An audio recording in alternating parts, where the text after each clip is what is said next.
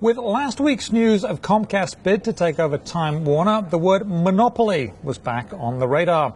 My next guest says there's another industry we should really be concerned about, and that is a monopoly that's already in place. And joining me now is Christopher Leonard. He's the author of the recently released book, in fact it was released today, The Meat Racket, an investigative look at how four companies muscled their way into controlling America's meat supply. Congratulations on the book. Here it is. So there it is. It's a monopoly, right? You're saying not quite a monopoly, but it's a very few companies controlling a very small or very large amount of meat supply. How did this happen?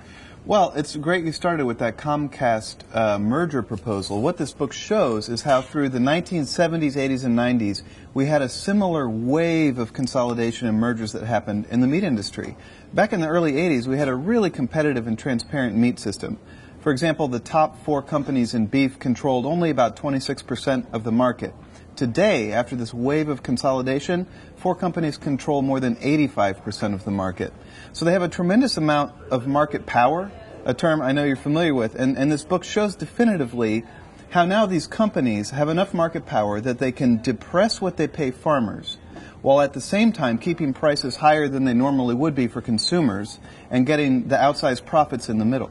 Now, one of the companies you look at in here is Tyson Foods, and you say that they basically have, chicken farmers are sort of on the edge, basically, living on the edge because they press down how much they pay them. Explain.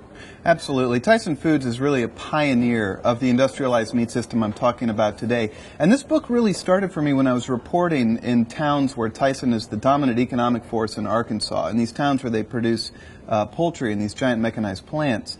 And maybe one of the most troubling abuses I found in this book is just how Tyson treats farmers.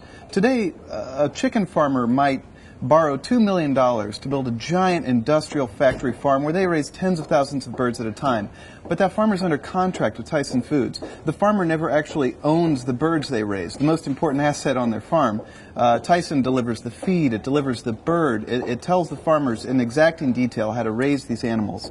And what I found is that because Tyson operates as a virtual monopoly in most of the towns where it's based, it can put the squeeze on these farmers. It can keep their profit margins low. I met a couple who owned a $2 million farm who could not afford health insurance. They could not afford to fix their driveway. What does Tyson say about that? Presumably they have something to say about this and say, well, hey, we built our brand, we built the Tyson brand, and we went out and we sell that, and people expect a certain quality, so why shouldn't we profit from it? What do they say? Well, first of all, I gave Tyson a chance to respond to what's in the book months ago, almost a year ago, and their response was short and somewhat anemic. I laid out specific cases that were in the book.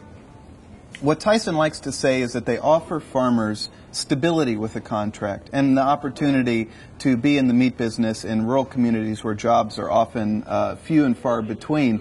But those arguments really fall apart when you get out onto the ground where this company operates and see how things work. The story in this book is told with Tyson's own documents, its contract with farmers, internal documents I obtained, and on-the-record interviews with farmers and company executives. And it shows that it certainly has the monopolistic power to squeeze farmers in rural America. And there's a lot more in the book, and we'll have to leave it there. But congratulations again on the book. Thank you very much for making its debut on the News Hub here.